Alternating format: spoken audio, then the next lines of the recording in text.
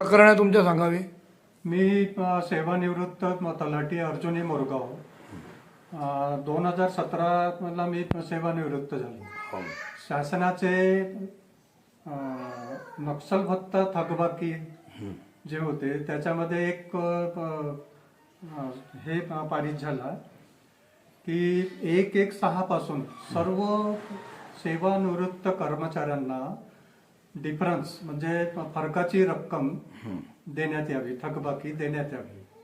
ह्याकरिता आम्ही जानेवारी महिन्यापासून प्रत्येक तलाठी, मंडळ अधिकारी आणि तहसील कार्यालयाचे बाबू, नायब तहसीलदार, एके जेवढेही सेवानिवृत्त झाले आहेत, आम्ही वारंवार प्रत्येक तहसीलच्या तहसीलदारांना, तहसीलच्या SDO साहेबांना, जिल्ह्यामध्ये कलेक्टर साहेबांना, RDC सरांना, सर्वांना वारंवार भेट देऊनही आमच्या ह्या थकबाकीबाबत प्रत्येक जागी अनुदान नाही आहे असे बोलले जातात।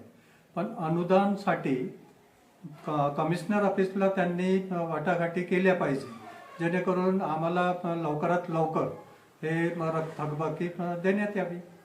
ही मागणी आमची हीच विनंती आहे आणि मागणी आहे। याकरता जिल्हाधिकारी कार्यालयाकडे तुम्ही गेले होते का सर्व?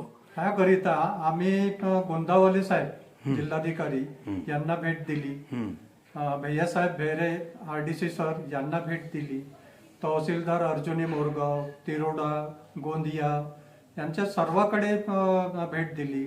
सर्व मंडळाच्या आता नवीन जिल्हाधिकारी आले त्यांना पण दिली गोंदियाला का? हो, त्यांना ही देऊन झाली आहे। पत्की साहेबांना? हो, पत्की साहेबांना आम्ही भेट दिली, पण ती मागणी आहे की लवकरात लवकर सेवानिवृत्त सर्व कर्मचाऱ्यांना अनुदान मागणी करून थकबाकी प्रदान करण्यात यावे।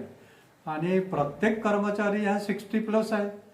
आम्ही ज्येष्ठ नागरिक आहोत देशाचे, प्रांताचे, सर्व याच्यामध्ये।